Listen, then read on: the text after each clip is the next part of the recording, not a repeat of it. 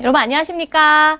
자, 여러분들에게 긍정의 기운을 불어 넣어주는 강사 장미라입니다. 자, 오늘부터 제가 여러분들에게 5급의 독해 영역 강의를 시작으로 해서 5급 마스터반 강의가 들어가도록 하겠습니다. 자, 기대 많이 되시죠? 그쵸? 아마 지금쯤 교재를 딱 받아보신 분들이 막 책장을 넘기시면서 5급 독해를 보시면서 우와 이렇게 야, 이거는 기쁨의 탄성이 아니죠. 그쵸? 이렇게 약간 한숨 같은 거 쉬셨을지도 모르겠어요. 그쵸? 지문의 길이가 아주 만만치가 않습니다. 그래서 오늘부터 저와 함께 5급의 독해 영역 강의를 들어가도록 하겠습니다. 어떻게 하면 그 글자 수가 많은 것을 제대로 공략할지 학습해 보도록 할게요. 먼저 우리 5급의 독해 영역이 어떻게 구성이 되어 있는지 봐야 되겠죠? 1부분 15문항, 2부분 10문항, 3부분 20문항, 총 몇 문항 구성되어 있다? 45문항으로 구성이 되어 있어요. 그런데 문제 풀이 시간이 45분이고요. 답안 작성 시간은 별도로 없다고 합니다. 아, 그렇다면은 그 많은 글자가 되게 많았던 그것들을 자, 45분 안에 45문제를 풀어야 되는 거니까 1분이 채 안 되는 시간 안에 풀어야 된다는 얘기거든요. 거의 불가능해 보이시죠? 그쵸? 자, 이 강의를 다 들으시면 여러분들이 45분 안에 45문제를 풀 수 있도록 가능하게끔 만들어 드리도록 하겠습니다. 버릴 것은 버리고 취할 것은 취하는 그런 연습도 하실 수 있을 거라고 생각을 합니다. 기대 많이 해주시고요. 자, 그럼 저는 오늘 독해 1강부터 들어가야 되겠죠? 그쵸? 자, 우리 독해 1부부터 들어가도록 할 건데요. 독해 1부분 우리가 오늘 독해 첫날이니까 어떤 공략 포인트들을 잠깐만 설명을 해줘야 되겠죠. 그쵸? 자, 독해 포인트를 잠깐 보니까요. 독해 1부분은요. 하나의 지문이 나와 있으면은 지문의 사이사이에 뭐예요, 여러분들? 중간중간에 구멍이 뻥뻥뻥뻥 뚫려 있습니다. 그래서 알맞은 단어나 알맞은 문장을 집어넣는 그런 유형이 되겠는데요. 자, 제가 여러분들한테 강조하고 싶은 거는 일단 전체적으로 해석하는 것도 되게 중요해요. 하지만 A, B, C, D 선택항에 나와 있는 단어들을 중심으로 해서 공략 포인트를 좀 뽑아드리도록 하겠습니다. 자, 일단 첫 번째 거 선택항의 단어는 필수 암기 어휘입니다. 라고 나왔어요. 그쵸? 자, HSK는요. 5급을 취득하기 위해서는 이 정도의 어휘가 필요합니다. 라고 했고 2,500개의 어휘를 줬죠. 자, 이 독해 일부분에 등장한 A, B, C, D 이 선택항에 있는 어휘들은요. 5급 필수 어휘들이에요. 암기해야 될 단어들이 너무너무 많은 거예요. 5급 필수 어휘들 2,500자 언제 암기해? 막 이렇게 얘기하는데요. 제가 여러분들 단어 암기 순위를 좀 정해두도록 하겠습니다. 제일 먼저 여러분들 하셔야 될 거 5급 필수 암기 어휘도 중요하지만 그 안에 들어가 있는 독해 일부분의 선택항에 나와 있는 어휘가 1순위 암기 순이다 라고 하는 거 제가 얘기를 해드릴게요. 그런 다음에 이걸 다 암기했다? 그런 다음에 이제 다시 5급 필수 어휘로 들어가시면 되는 거예요. 그래서 선택항의 단어는 필수 암기 어휘입니다. 꼭 기억해 놓으시도록 하고요. 그 다음에 두 번째, 동사 혹은 명사는 짝을 찾아주세요 라고 얘기를 했습니다. 여러분들 이 동사 혹은 명사 무슨 뜻이냐면요. 선택항에 나와 있는 A, B, C, D가 다 동사들이다 혹은 다 명사들이다 라고 했을 적에는요. 각각의 짝꿍을 찾아주면 되는 거예요. 여러분들 이런 얘기 많이 들어보셨죠? 따페이 그 다음에 또 뭐가 있죠? 뭐 호응구조, 짝꿍 찾기 이런 것들 많이 있을 텐데요. 예를 들면은요. 이러한 문제, 본문에 이렇게 나와 있는 거예요. 봐워. 그런 다음에 뭐 저츠 한 다음에 여기에 밑줄이 쳐져 있는 거예요. 여기에. 자, 그렇다면 명사를 골라야 되는 거거든요. 근데 A, B, C, D에서 이 바워라는 동사랑 같이 호응하는 명사를 여러분들이 찾아주시면 된다는 거예요. 바워라는 동사는요. 잡다라는 표현이잖아요. 시기나 기회나 찬스를 잡다라고 들어가거든요. 그래서 바워 시지, 바워 시지, 바워 기회로 들어가요. 이 세 개 나오는 거, 세 개는 시간이나 시기나 찬스가 있다, 기회가 있다라고 하는 것들이 A, B, C 선택항에 있다. 그럼 정답을 찾아 넣으시면 되는 거예요. 제가 기회라고 하면 여기다가 적어볼게요. 그래서 선택항에 만약에 지회가 있다라고 하면은 아, 바워 지회 내가 암기했던 거구나 라고 생각하고 이 친구를 찾아주면 돼요. 반대로 여기 바워 자리에 밑줄이 쳐져 있는 거예요. 그리고 기회라는 단어가 나와 있어요. A, B, C, D 보니까 바워가 있더라 라고 하면은 우리는 아, 바워 지회였지 라고 생각하고 바워를 또 정답을 찾아줄 수가 있어요. 이렇게 호응 구조를 암기해 놓으시면은요. 동사나 명사 해결할 수 있는 문제들이 굉장히 많다는 거예요. 선생님, 저는 호응 구조를 모릅니다. 라고 하시는 분들이 분명히 있을 것 같아요. 자, 걱정하지 마십시오. 저희 독해 강의하면서 제가 5급에서 나올 만한 그런 호응 구조들 문제풀이에 나오면요. 제가 이렇게 정리해드려요. 여러분들은 제가 정리해드린 거 필기하시고 또 정리해 놓으시고 그 다음에 암기하시는 것만 하시면 돼요. 지금부터 저랑 같이 하시면 되는 거니까 조바심 내지 않으셔도 되겠습니다.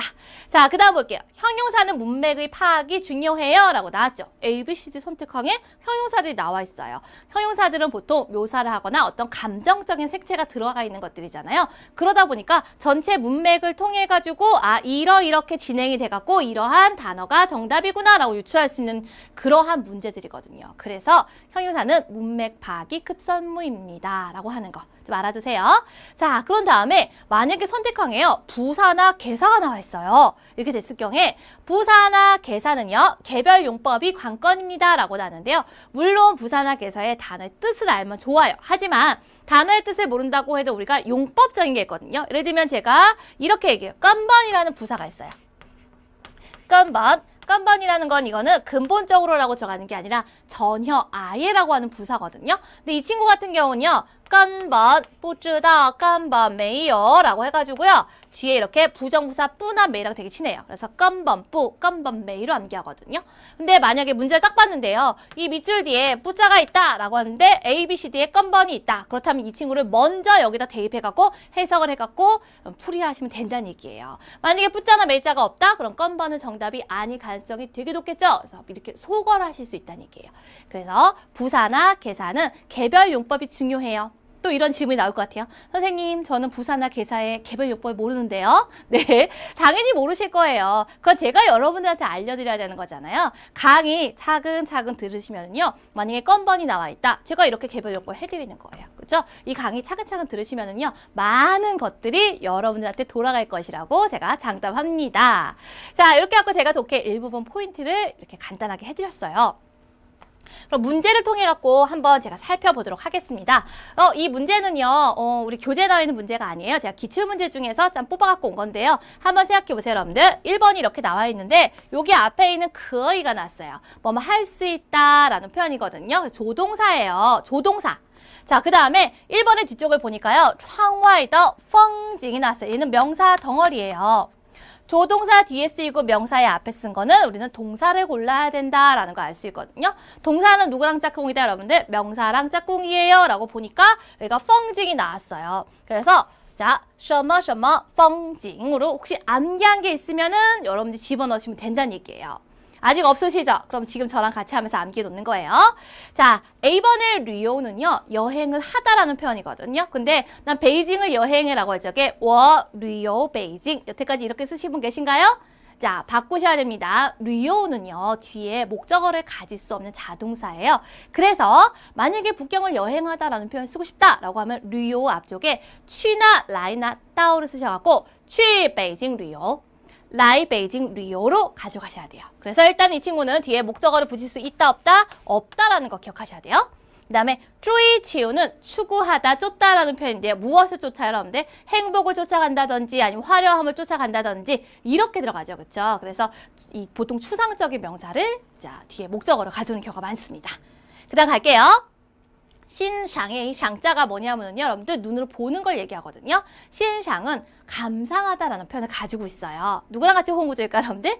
풍경을 감상하다, 경치를 감상하다. 어떻게 들어가요? 신상, 펑징으로 들어가시면 되는 거예요. 자, 그 다음 거, 샹은 상상하다. 상상하다라는 표현이 되겠습니다. 자, 그렇다면은 여기 나오는 펑징과 호응구조로 들어갈 수 있는 것은 무엇이다, 여러분들? 10번의 신상이다라고 할 수 있죠. 자, 지금 암기해 놓으시면 되겠습니다. 신상, 펑징 이렇게 암기하고 들어가시면 돼요. 됐죠? 이렇게 푸시면 돼요. 자, 그러면은 해석을 조금만 해드릴까요, 여러분들? 볼게요. 런더 이성, 사람의 일생은요. 지우샹, 마치 뭐뭐와 같아요. 뭐와 같아요? 정주어, 모르시면 이 정자 넘어가셔도 돼요. 주어, 타다. 뭘 타는 것 같아요? 이량, 공자오처, 시내버스를 타는 것과 같아요. 요다른 헌 종롱, 종롱은 되게 여유가 있다라는 표현이에요. 편안하다. 어떤 사람은 되게 편안하게 뭐 할 수 있어요, 여러분들? 창밖의 풍경을 감상할 수도 있답니다. 라고 해석하시면 되겠네요. 2번을 한번 볼게요, 여러분들. 2번이 A, B, C, D가 나왔는데요. 이 친구들이 다 감정적인 색채를 지닌 애들이거든요. 제가 이렇게 해드릴게요, 여러분들. 웨이취 제가 해석을 먼저 해드리면요. 이 친구는 억울하다라는 표현이에요. 여러분들 앞에다가 나 굉장히 억울해. 정말 억울해. 너무 억울해. 매우 억울해. 이렇게 정말 매우 굉장히 이런 정도를 나타낼 수 있는 표현을 쓸 수 있나요? 쓸 수 있어요. 그렇다면 이 친구는 형용사일 가능성이 높죠. 그쵸? 그래서 웨이취는요. 형용사로서 억울하다라는 표현입니다. 자, 그 다음 거. 황장이라는 표현은요. 이게 황당하다라고 해석하는 게 아니라 당황하다라고 해석하셔야 돼요. 나 되게 당황했어. 쓸 수 있죠? 그래서 이 친구도 형용사예요. 자, 그 다음 볼게요.沉默 같은 경우 침묵하다. 그러니까 되게 조용한 걸 얘기하죠. 그 다음에 여위 같은 경우는 주저하고 망설이는 거예요. 이 네 개의 단어가 다 뭐냐면 감정적인 색채를 지닌 형용사도 있고 그 다음에 뭐도 있습니까? 여러분들 감정적인 색채를 지닌 심리 동사들도 있어요. 자, 이 친구들이 ABC에 등장했다. 뭐가 우선이다, 여러분들? 해석형으로 풀어야 된다라고 얘기했었어요. 갑니다. 乘坐电梯时 乘坐는 타다라는 표현이에요. 电梯 뭐예요, 여러분들? 엘리베이터가 되겠습니다. 엘리베이터를 탔을 때 如果电梯突然停住了 사건이 발생했어요. 만약에 엘리베이터가 갑자기 멈춰졌어요. 也没有 없어요. 뭐가 없어요? 其他人 다른 사람이 없어요. 뭐 한 다른 사람이 없어요? 发现电梯坏了 자, 알아차린 사람이 없어요. 엘리베이터가 고장났다는 걸 알아차린 사람이 아무도 없었어요. 那你该怎么办 이렇게 해서 어떻게 하실 겁니까? 자, 首先 우선 不要 2번. 자, 2번 하지 마세요. 자, 确定 확인하세요. 뭘 확인해요, 여러분들? 电梯是不是真的无法正常运行? 자, 좀 길어졌어요. 그쵸? 엘리베이터가 인지 아닌지 뭐인지 아닌지 여러분들 진짜로 방법이 있는지 없는지 뭐할 방법이 있는지 없는지예요? 정상적으로 운행할 방법이 있는지 없는지를 확인하세요 라고 나온 거예요. 뒤에 거 내용 같은 경우는 사실 굳이 여러분들이 해석하지 않으셔도 되거든요. 2번에서 끝낼 수 있어요. 여러분들 가만히 생각해 보세요. 여러분들 엘리베이터를 탔는데요. 갑자기 엘리베이터가 멈춘 거예요. 근데 주변에 아무도 없는 거예요. 그럴 적에 여러분 어떻게 해야 되겠어요, 여러분들? 비상벨 막 누르고 막 여기서 막 여보세요 막 이렇게 막 문 두드리고 막 하잖아요, 그렇죠? 자, 그렇게 하지 말라는 얘기예요. 뭐 여러분들 너무 당황하지 마세요. 로 들어가셔야 되겠죠. 그래서 이거는 앞문장을 막 해석해 봤을 적에 알맞게 들어갈 수 있는 정답은 뭐다? 황장이라고 나오는 거예요. 자, 물론 이 뒤에도 더 문제가 더 있습니다, 여러분들. 자, 이렇게 들어가는 건데 형용사는 문맥 파악이 관건이다. 동사는 명사를 찾아주세요 라고 하는 그러한 대표적인 그런 문제들이었습니다. 자, 되겠죠, 그쵸? 일부분은 제가 이 정도로만 제가 힌트를 드리면서 마무리 져줄 거예요. 이번 강에서는요. 우리 강의 구성이 보통 1부분 한 지문, 2부분 두 문제, 3부분 한 지문으로 구성되어 있는데 오늘 첫 강이잖아요. 첫 강은 제가 이걸로 대체하도록 하고요. 독해 1부분의 첫 번째 지문은 다음 강부터 풀어드리도록 하겠습니다. 하지만 독해 2부분은 우리 교재 진도 나갈 거예요. 교재 옆에 두셔야 됩니다. 자, 우리 독해 2부분 들어갈 거예요, 여러분들. 독해 2부분 우리 10문제거든요. 그쵸? 10문제인데 자, 포인트가 있어요, 여러분들. 제목이 있어요, 없어요, 여러분들? 제목이 아니라 질문이 있어요, 없어요, 여러분들? 질문이 없어요. 자, 독해 2부분은 질문이 없어요. 분명히 뭘 찾으셔야 되는 거예요, 여러분들? 내용에 부합하는 걸 찾으셔야 되는 거예요. 자, 그래서 첫 번째 여러분들이 머릿속에 기억하고 계셔야 될 게 뭐냐면요. 글의 결론을 유추하는 것이 절대 아니라요. 내용에 부합되는 것만 찾으셔야 되는 거예요. 이거 항상 숙지해 놓으셔야 됩니다. 자, 그런 다음에 지문의 유형을 봤을 적에요. 중국 관련 지문이 대세다 이렇게 나옵니다. 그쵸? 중국에 관한 뭐 역사라든지 아니면 어떤 지역이라든지 날씨라든지 어떤 뭐 전통적인 음악이라든지 무술 같은 걸 소개하는 지문이 대부분이에요. 그 이유가 뭘까요, 여러분들? HSK는 외국인들을 대상으로 해서 푸는 시험이잖아요. 외국인들한테 중국에 관한 것들을 소개할 수 있는 아주 기회이고 찬스잖아요. 그러니까 그런 지문들이 많이 나오는 거죠. 자, 어렵다고 생각할 필요는 없어요, 여러분들. 왜냐하면은요, 이런 것들이 또 저희한테 도움이 되거든요. 외국인들이잖아요. 근데 그런 지문을 저희가 해석하고 문제를 풀이함에 따라서 어떻게 되겠습니까? 중국에 대한 상식이 느는 거예요. 그죠? 아, 이 지역을 보면서 아, 이 지역이 이런 지역이었구나. 아, 이 도시에 이러한 명승 고적들이 많았구나. 나중에 한번 가봐야 되겠다. 이런 생각들을 하고 있지 않을까요? 그렇죠? 중국에 대한 상식을 높일 수 있는 지문들이 정말 많아요. 문제를 풀고 정답을 고르는 것도 되게 중요하지만 내 머릿속에 중국에 대한 상식을 넓혀가는 것도 아주 중요하다고 생각합니다. 그래서 그런 지문들 소중하게 생각을 하셔도 될 것 같아요. 자, 그 다음 거. 상식적인 거나 연구나 조사 결과를 우리한테 알려주는 거죠. 그래서 이 연구나 조사 결과를 알려주는 거고 어떠한 연구였는지 어떠한 결과가 나왔는지를 정답을 고르는 그런 문제들이 되게 많이 나옵니다.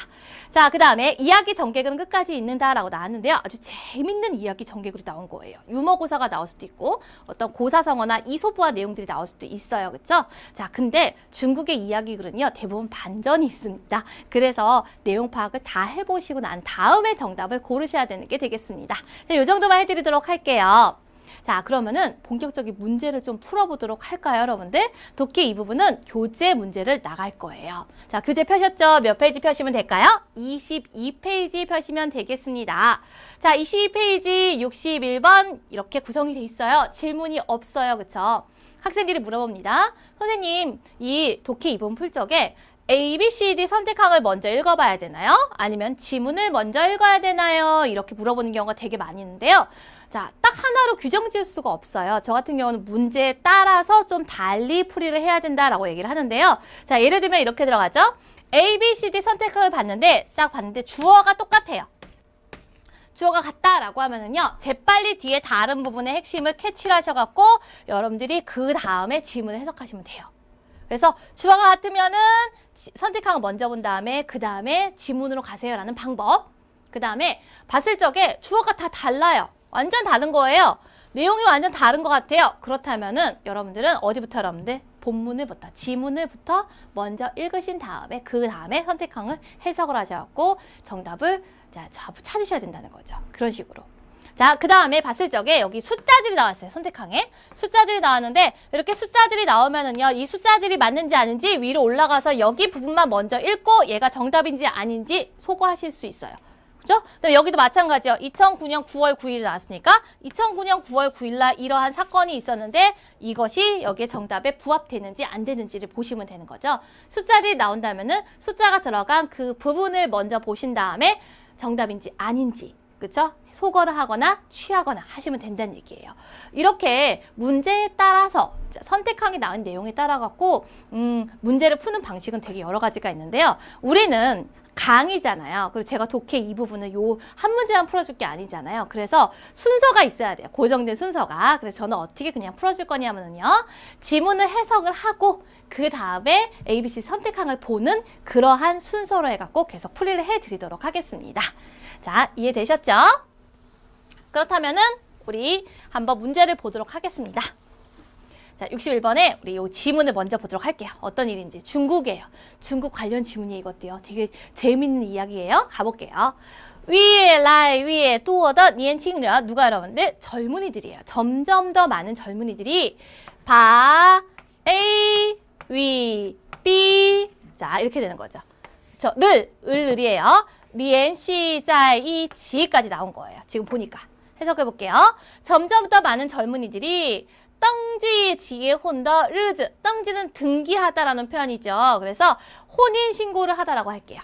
혼인신고를 하는 날짜와 그다음에 일부 특수한 날짜를 함께 연관시킵니다. 라고 나왔어요. 자, 무슨 얘기인지 한번 뒤에 거 보도록 할게요. 2008년 8월 8일 시 이렇게 나왔죠. 2008년 8월 8일은 입니다. 자, 뭐예요, 여러분들? 베이징奥运会开幕的日子라는 얘기예요. 그렇죠? 2008년 8월 8일은 베이징 올림픽 개막하는 날짜였대요. 8월 8일 중국 사람이 좋아하는 숫자죠. 그렇죠? 8자. 자, 상하이 상해에서 꽁, 이꽁 모두 합쳐서 요 있었습니다. 몇 쌍이요, 여러분들? 7189쌍. 이 뚜에 있는 쌍을 세는 양사예요. 남녀 한 쌍이죠. 그렇죠? 자, 7189쌍의 뭐예요, 여러분들? 신혼부부들이죠. 신혼부부들이登记 结婚을 했다는 얘기예요. 혼인신고를 했대요. 2008년 8월 8일 올림픽 개막하는 날 상해에서 7189쌍의 신혼부부들이 혼인신고를 했다. 나왔어요. 대단하네요. 그쵸? 자, 그 다음 갈게요. 웨이, 여기서 웨이는요, 이성이고요. 슈의 의미를 가지고 있어요. 입니다. 뭐예요, 여러분들? 신중국어 정리 이来뭐라고 나왔습니까? 자, 중국이 성립된 이래로 까이슈, 여기서 까이슈는 어떤 도시예요? 상하이죠. 자, 이 도시에서 떵지 지혜혼 런슈가 나왔습니다. 자, 혼인신고를 한 인원수가 가장 많은 하루였어요. 중국 지역이 아니라 뭐예요? 이 도시 상해에서 혼인신고를 한 그런 이 사람들이 가장 많은 그런 날이었다라고 나왔습니다. 자, 2009년 9월 9일. 왜냐하면요, 지오. 장은 뭐예요, 여러분들? 길다. 지오는 오래되다라는 표현이죠. 장지오, 되게 오래되다라는 표현인데 좋은 의미예요, 여러분들. 자, 시에인은 뭐냐면 비슷한 의미예요. 의미 비슷하다. 그래서 지오와 의미 비슷해요. 그래서 상하이는요, 再一次出现了 다시 한번 나타났어요. 지혜훈러라는 붐이에요, 붐. 결혼 붐이 일어났다라는 표현이 되겠습니다. 자, 이렇게 나왔네요. 왜냐하면은 이 구가 뭐예요, 여러분들? 지오. 그쵸? 이 아홉자가 발음이 구자잖아요. 그쵸? 지오잖아요. 그래서 이 지오 얘랑 발음이 똑같아갖고 오랫동안 함께 한다 뭐 이런 의미로 인해갖고 그날 또 이 결혼 붐이 일어났다고 합니다. 그쵸? 이런 날짜, 이런 게 되었습니다. 우리 시에인이라는 거 여러분 아세요, 여러분들? 음이 비슷해가지고 중국 사람들이 좋아한다거나 아니면은 금기시한다거나 그런 것들을 얘기하죠. 그쵸? 왜 중국 사람들이 가장 좋아하는 숫자가 뭐다, 여러분들? 8이잖아요. 이유는 뭐예요? 이 파자. 이 파자는 뭐예요, 여러분들? 발전하다, 뭐 돈을 벌다, 점점 더 좋아지는 걸 얘기하잖아요. 그래서 이 8자를 되게 좋아하고요. 지오자도 되게 좋아해요. 구도 되게 좋아해요. 이유는 뭐예요, 여러분들? 오랫동안 영원하다라는 의미를 가지고 있거든요. 그래서 숫자 9도 좀 좋아하는 편입니다. 자, 우리 정답을 한번 찾아보도록 할게요. ABCD 보도록 할게요. 자, 2008년 登记结婚的人数人最多. 2008년에 자, 혼인신고를 한 사람이 가장 많은지 안 많은지. 두 번째 거, 年轻人喜欢在特殊的日子结婚이 되겠습니다. 젊은이들이 특수한 날짜에 결혼하는 걸 좋아하는지 안 하는지. 그 다음에 北京奥运会开幕那天 베이징 올림픽 개막하는 그날 上海登记结婚的人数가 나왔죠. 상해에서 자, 혼인신고를 한 인원수가 全国最多 전국적으로 가장 많았던 건지. 자, 그 다음 거 2009년 9월 9일에 혼인신고를 한 자, 이 신혼부부들은요 将来 앞으로 不会离婚 뭐 하지 않는다 여러분들 이혼을 할 리가 없다 라고 나왔습니다. 자, 그럼 대부분의 아마 결혼 앞두신 분들은 다 이날 결혼을 하지 않았을까 싶습니다. 정답이 무엇일까요? 부합하는 내용이 무엇일까요? 자, 우리 첫 번째 줄에 이렇게 나왔죠. 점점 더 많은 젊은이들이 혼인신고를 하는 날짜와 특수한 날짜를 함께 연관시킵니다 라고 나왔잖아요. 이걸 통해서 정답이 뭐라는 거 알 수 있어요? B번이라는 거 알 수 있어요. 자, C번이 정답이 아닌 이유는요. 이 베이징 올림픽이 개막하는 그날 상해에서 혼인신고를 한 인원수가요. 그 상해에서 가장 많았던 해이다라고 했지 전국적이라는 얘기는 안 했거든요. 그래서 C번이 정답이 아닌 거였습니다. 자, 이렇게 하고 시에인이죠. 시에인에 얽힌 중국 사람들에 관한 이야기를 61번으로 나왔습니다. 자, 우리 62번 한번 해보도록 할게요. 62번. 자, 62번은요. 이렇게 쌍따옴표로 여기 네 글자가 들어가 있어요. 그쵸? 그러면은 이것에 대해서 얘기를 하겠구나라고 생각하시면 되겠습니다. 자, 가도록 할게요. 62번으로 가는데요. 일단은 되게 많이 나오는 동물 하나 얘기 드릴게요, 여러분들. 이 동물. 따시앙이 되겠습니다. 따시앙, 코끼리죠, 그쵸? 코끼리. 자, 코끼리가 지오이한데, 지오는 구하다, 요청하다, 뭐 이런 걸 가지고 있죠, 그쵸? 이 의사에게 부탁한다라는 표현이에요. 자, 볼게요. 따시앙 지오이 시입니다. 뭐래요, 여러분들? 이저 요취故事예요. 그죠? 하나의 재미있는 이야기입니다. 라고 나왔어요. 근데 재미있는 이야기긴 이야기인데, 어떠한 이야기인지 여기 이렇게 나왔어요. 어떤 이야기냐면요. 关于 뭐뭇에 관한 재밌는 이야기래요. 뭐에 관한? 大象和人类가 나왔어요. 자, 코끼리와 인류의友好 우호적인相处, 우호적이고 잘 지내는 것에 관한 재밌는 이야기래요. 사이좋게 잘 지내는 것에 관한 재밌는 이야기라고 합니다. 어떤 이야기인지 이 쌍반점 뒤에 거를 보도록 하겠습니다. 궁금하시죠? 자, 볼게요. 有一天清晨, 칭천이죠. 이 천자가 나오면 대부분 자오천. 早上을 의미를 가지고 있죠. 아침 이른 시간을 얘기해요. 오늘 아침에 工作人员 일하는 사람이 刚打开大门就见 이렇게 나왔어요. 刚 A 就 B 라고 해서 A 하자마자 B 했다라고 해석하시면 되겠습니다. 뭐 하자마자 打开大门 대문을 열자마자 就见 봤어요. 뭘 봤어요, 여러분들? 이만큼을 다 본 거예요. 一只大象이 한 마리의 코끼리가 站在门口 어디에 서서 여러분들? 문 앞에 서서 高声叫着 叫는 뭐예요, 여러분들? 부르다, 울부짖다라는 표현이죠. 높은 소리로 울부짖었다고 합니다. 울었대요. 어떻게 여러분들? 코끼리 어떻게 울어요? 뿌뿌 이렇게 하지 않았을까요? 그렇죠? 자, 이렇게 울었대요. 관리人员 자, 관리는요. 开始 여기서 开始는 처음에는 이라고 생각하시면 돼요. 처음에는 没注意 그다지 신경 쓰지 않았대요. 주의를 기울이지 않았다고 합니다.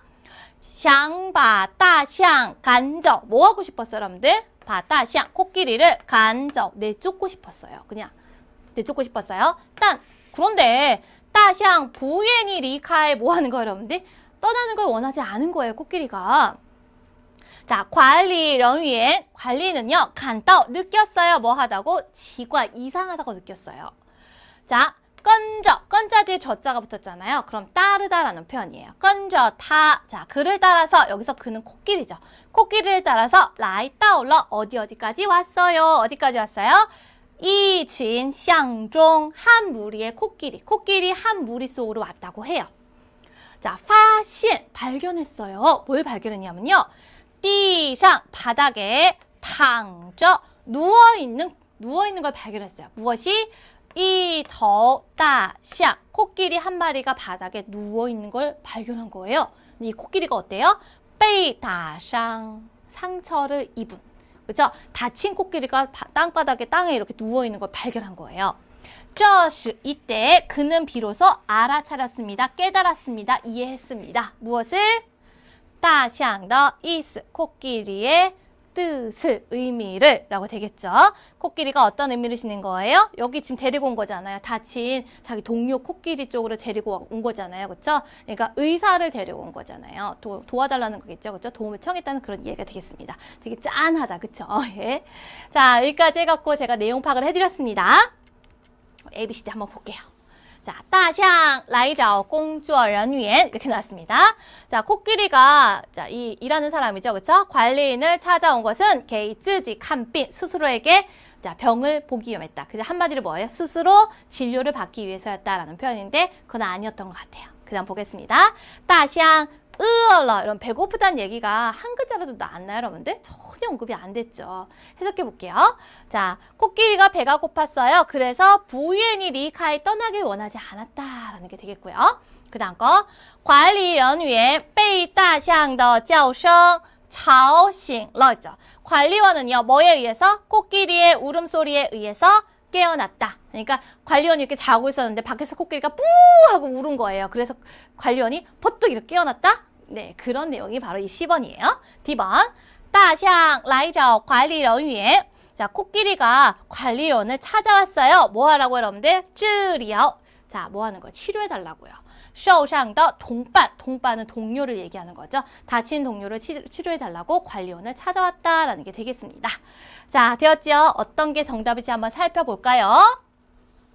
자, 어떻게 나왔습니까? 대문을 열자마자 코끼리가 크게 울부짖었어요. 그 다음에 따라가 보니까 땅바닥에 어떻게 됐어요? 다친 코끼리가 누워 있었습니다. 이때 비로소 의미를 알아차렸다라는 이러한 것들로 인해서 정답이 뭐라는 거 알 수 있어요? D번이라는 거 알 수 있죠. 자, 이렇게 푸시면 되겠습니다. 독해 이 부분인데요. 독해 이 부분 제가 한 강마다 2문제씩 풀어주는데요. 그냥 해석만 하고 넘어가지 않아요. 독해 이 부분에서 제가 여러분한테 해준 호응구조라든지 조금 괜찮은 구문들이 있으면은 제가 한 번 더 연습을 시켜줍니다. 바로 그 이름이 무엇이냐라고 보니까 짜이라이츠가 되겠습니다. 저랑 같이 짜이라이츠 61, 62번에서 핵심적인 게 뭔지 연습해 보도록 할게요, 여러분들. 첫 번째, 우리 요거 구문들을 잘 기억해 주세요라고 나왔어요. 바 A, 위, B, 리엔시 짜이치. 해석 어떻게 한다, 여러분들?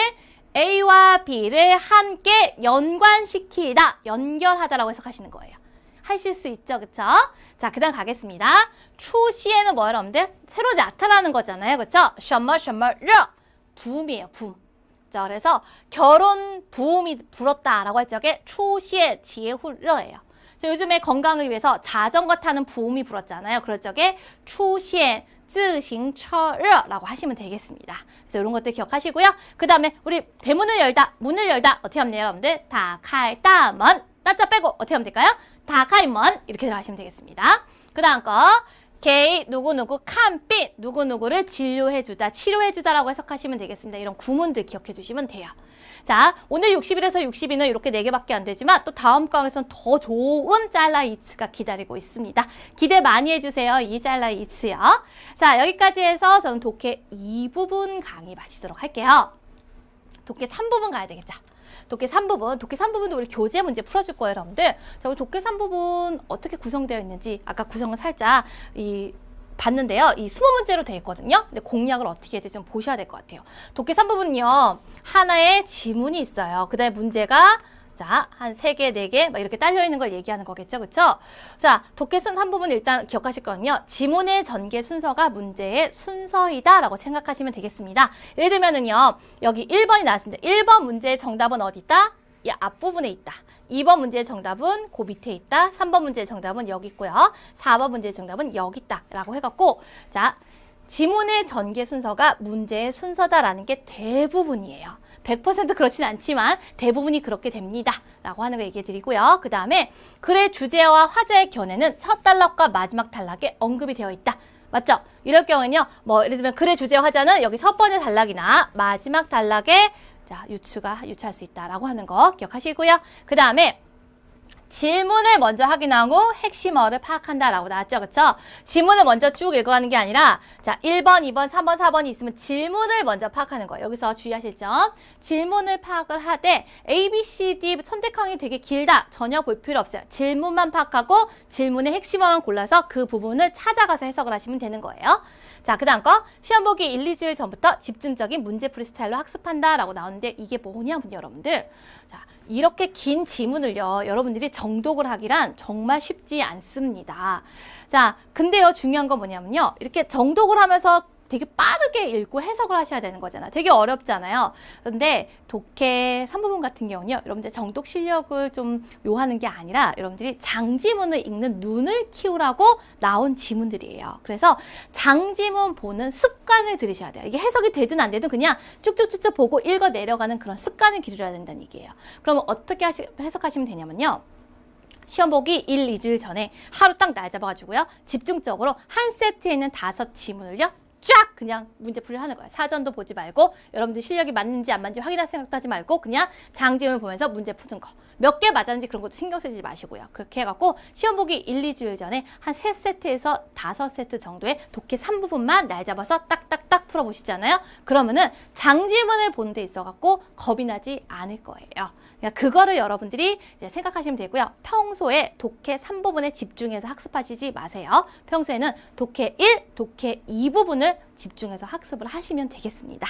자, 이렇게 하고 독해 3부분 포인트 제가 잠깐 소개해 드렸고요. 본격적인 문제로 들어가도록 하겠습니다.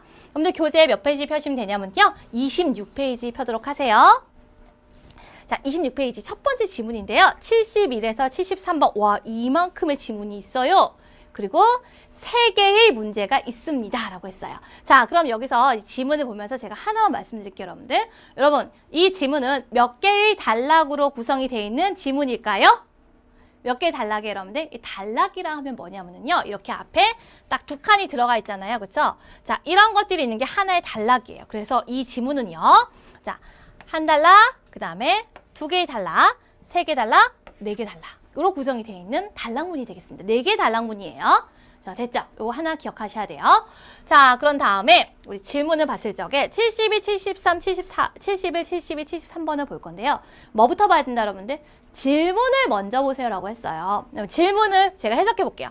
老人为什么要卖房子라고 나오거든요. 자, 노인은 왜 집을 팔려고 하느냐라고 하는 건데요. 자, 그럼 하나의 우리가 알 수 있는 사실이 있어요. 뭐예요, 여러분들? 노인이 집을 팔려고 했다는 것은 우리가 알 수 있어요. 근데 여기서 질문은 뭐예요? 왜 팔려고 했는지 그 이유를 얘기하는 거예요. 하나의 사실을 우리가 습득을 했어요. 그 다음에 72번 볼게요. 房子最后卖了多少钱이 되겠습니다. 집은요, 최종적으로 얼마에 팔렸느냐라고 했어요. 집이 팔렸어요, 안 팔렸어요, 여러분들? 팔렸어요. 그죠? 노인이 집을 팔려고 내놨고, 결과적으로 집이 팔렸어요. 단지 여기서는 뭘 묻는 거예요? 얼마에 팔렸는지를 지금 얘기를 하는 거예요. 그 다음에 생각해보세요, 여러분들. 최후라고 했잖아. 맨 마지막에 팔린 거죠. 그럼 숫자들이 만약에 여러 개 나와 있다. 그러면 여러분들 맨 마지막 게 거의 정답의 가능성이 많겠죠. 자, 그 다음 거 볼게요. 老人为什么把房子卖给年轻人까지 나왔어요. 여기서 또 하나의 커다란 사실이 나오는 거예요. 노인은요, 왜把房子 집을 卖给年轻人 젊은이에게 팔았느냐? 노인은 집을 팔려고 했어요. 최종적으로 팔았거든요. 누구한테 팔은 거예요, 여러분들? 젊은이한테 팔은 거예요. 이 니엔칭한테 팔은 거예요. 근데 왜 팔았는지 그 이유를 우리가 찾아내면 되는 거죠. 그래서 질문을 보면서 우리가 정보를 캐치할 수 있는 건 캐치를 하셔야 된다는 얘기가 되겠습니다. 자, 그렇다면은 본격적인 문제로 한번 들어가 보도록 할게요, 여러분들. 우리 71번 보도록 할 거예요. 71번. 자, 우리 일단은 왜 집을 팔려고 하냐, 그게 질문이었거든요. 이 71번의 정답을 보기 위해서는요, 여러분들 전체적인 문제 중에서 첫 번째 단락을 좀 해석을 하셔야 돼요. 그리고 우리 또 독해 3부분 첫 지문이잖아요. 또 깔끔하게 독해하는 모습 또 보여드려야 되겠죠. 자, 우리 한번 첫 번째 단락 한번 해석을 해보도록 하겠습니다. 할게요. 有位孤独的老人이에요. 자, 어떤 노인이 있었는데 이 노인이 어떻대요, 여러분들? 고독. 모르시면 그냥 넘어가도 상관없어요, 여러분들. 자, 외로운 노인이 한 명 있었어요. 没有儿子,没有儿子,没有女儿. 자, 뭐예요? 아들과 딸이 없었다. 한마디로 뭐예요, 여러분들? 자식이 없었대요. 又体弱多病, 身体弱. 그 다음에 病很多가 되겠죠, 그렇죠? 신체도 허약하고요. 그 다음에 병도 되게 많았다고 해요. 他决定, 그래서 결심했대요. 뭘 결심했어요? 搬到养老院去. 어디로 이사 가기로 결심했어요, 여러분들? 양로원으로 들어가기로 결심을 했나 봐요. 老人, 노인은요, 宣布, 宣布는 선포하다, 발표하다라는 표현이에요. 자, 선포했대요. 뭐라고 선포했대요? 出售, 卖, 卖, 팔다라는 의미예요. 出售는요, 卖它漂亮的高档公寓. 高档은 고급진, 고급지다. 공위는 아파트. 그래서 뭘 팔기로 결심한 거예요? 아름다운 고급 아파트를 팔기로 결심을 했고요. 자, 띠지아가 나왔죠, 그쵸? 자, 최저 가격이 80만 콰이, 80만 위안이죠, 그쵸? 80만 위안에 내놨다고 해요. 하지만 人们很快就炒到了100万块. 자, 뭐예요, 여러분들? 많은 사람들이 그 80만 원에 사는 게 아니라 조금 더 가격을 높인 거예요, 그쵸? 하고 얼마까지 지금 올라간 거예요? 100만 위안까지 올라갔대요. 价钱还在不断上涨. 장이라는 거 뭐예요, 여러분들? 높이 올라가는 거죠? 그 다음에 샹도 높이 올라가는 거예요. 그래서 가격은요, 여전히 끊임없이 올라갔습니다. 100만 위안에서 계속해서 올라가고 있나 봐요. 老人深陷在沙发里라고 나왔습니다. 자, 깊은 고민에 빠졌어요. 어디에 앉았어요, 여러분들? 예, 소파에 앉았고 되게 깊이 고민을 했어요. 十分悲观, 굉장히 비관이 되었습니다. 要不是 뭐뭐 하지 않았더라면, 뭐 하지 않았더라면, 健康状况不行, 건강 상태가 안 좋지만 않았더라면, 한마디로 뭐예요, 여러분들? 건강 상태가 좋았다면, 他是 그는요, 不会卖掉这被他度过大半生的房子的. 되게 길죠, 그쵸? 不会卖掉 房子만 하시면 되는 거예요. 이런 것들 중간에 거 살 버리셔도 돼요. 볼게요. 자, 그는요, 자, 건강이 좋았더라면 그는 집을 팔지 않았을 거예요. 근데 수직 구조가 뭡니까, 여러분들? 그가 반평생을 보냈던 집을 팔진 않았을 것이다 라고 나온 거예요. 자, 이제 해석을 첫 번째 단락을 해드렸어요. 집을 팔기로 결심을 했어요, 그쵸? 왜 집을 팔기로 결심을 했는지 찾으셨나요, 여러분들? 자, A번 해석해 드릴게요. 缺钱, 缺 부족하다. 돈이 부족해서인지, 房子太旧了, 집이 너무 오래돼서 낡아서인지, 儿女不管他, 자식들이 그를 상관하지 않아서인지, 모시지를 않아서인지, 要去养老院生活, 양로원에 가서 생활하려고 했는지. 정답 아시겠죠, 그쵸? 자,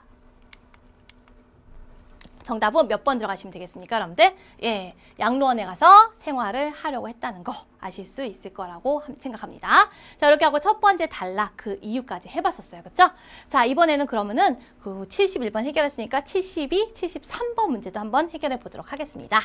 자, 72, 73번 제가 같이 갔어요. 왜냐하면은 지금 전체 지문에서 한 반 정도, 첫 번째 단락이 반 정도 차지했거든요. 그래서 반을 다 해석해 드렸는데 그 다음에 반을 제가 다 해석해 드리려고, 그리고 그 다 해석해 드리다 보면은 72번, 73번의 정답이 나오기 때문에 제가 해결을 해드리도록 먼저 가도록 할게요.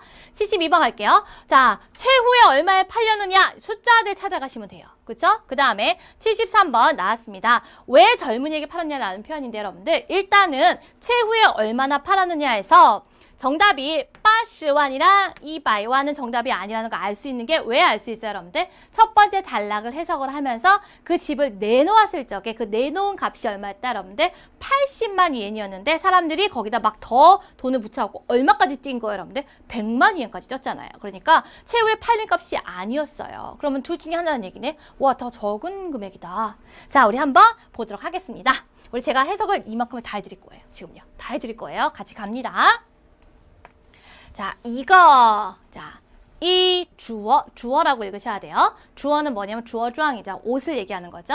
한 명의, 자, 옷차림이 부수예요. 되게 소박한 칭리의 젊은 남자가 라이더 왔어요. 라우런 옌치에 나왔습니다. 노인의 눈앞에 왔다고 해요. 자, 완샤야오. 자, 완은 구부리다. 야오는 뭐예요, 여러분들? 허리죠. 허리를 숙인 걸 얘기하는, 이렇게 숙인 거예요. 그쵸?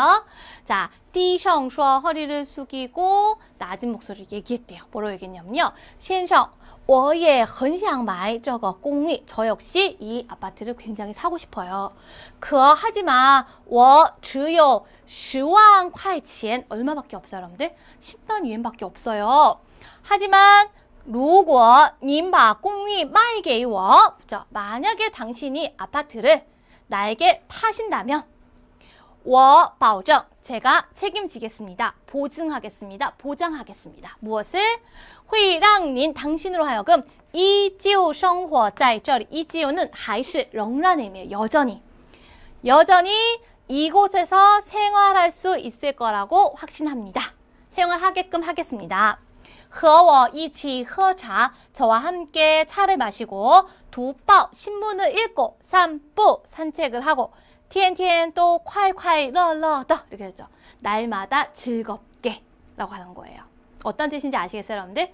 이 젊은이는 지금 10만 위원밖에 없었습니다. 근데 이 집을 사갖고 노인과 함께 거주하겠다. 노인을 모시면서 살겠다라는 제안을 한 거예요, 지금요. 相信我, 자, 저를 믿어주세요. 我会, 나는 할 수 있습니다. 用整颗心이죠. 정이라는 거는 전체, 온통을 얘기하는 거예요. 모든 마음을 사용해서 照顾您, 당신을 보살피겠습니다. 라고 얘기를 한 거예요. 그죠? 자, 老人微笑着点了, 微笑着点了点头라고 했어요. 노인은 미소를 지면서 点了点头, 고개를 끄덕끄덕 였습니다. 把公寓卖给了他, 아파트를 그에게 팔았어요. 자, 完成梦想, 꿈을 완성하려면요, 有时때로는요, 只要 A, 그 다음 뭐예요, 여러분들? 就可以了. A 하기만 하면 됩니다. 라고 나왔네요. 교훈인 것 같아요, 지금요. 그쵸?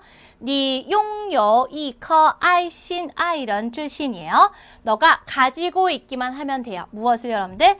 사람을 사랑하는 그러한 따뜻한 마음씨만 가지고 있으면 된다라는 게 되겠습니다.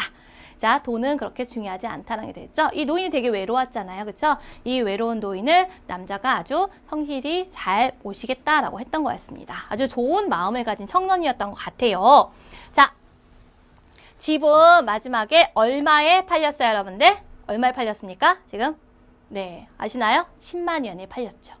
그죠? 그 다음에 노인은 왜 집을 청년에게 팔은 거였어요, 여러분들? 왜 팔은 거였습니까? 청년이 뭐라 했습니까? 노인을 제대로 잘 모시겠다, 함께 같이 생활하겠다라고 했기 때문이었죠. 그래갖고 ABC들을 보니까 两人是亲戚, 이건 아니야, 친척이 아니었어요. 그 다음에 年轻人出价高 했어, 그쵸? 그래서 내놓은 금액이 높아서도 아니었어요. 오히려 되게 낮았어요. 그 다음에 被年轻人骗了, 젊은이에게 속임을 당한 것도 아니었습니다. 자, 年轻人能给老人快乐가 되겠죠. 이 젊은이가 어땠습니까? 노인에게 즐거움을 줄 수 있을 거라고 생각을 했기 때문에 이 노인은 젊은이에게 집을 판 거였어요. 자, 이렇게 73번까지 해봤는데요. 자, 우리 정답 다 확인 다시 들어갑니다, 여러분들. 71번. 노인이 집을 팔려고 했던 이유는 뭐예요? 양로원에 가서 생활하기 위해서였고요. 자, 최후에 얼마에 팔았습니까? 이 젊은이가 10만 위엔밖에 없다고 얘기했어요. 하지만 그 젊은이에게 팔았어요. 왜 팔았어요, 여러분들? 젊은이가 노인에게 같이 살면서 같이 이렇게 합시다 라고 제안을 했기 때문이었죠. 그래서 정답은 D번이었다는 거 알 수 있습니다.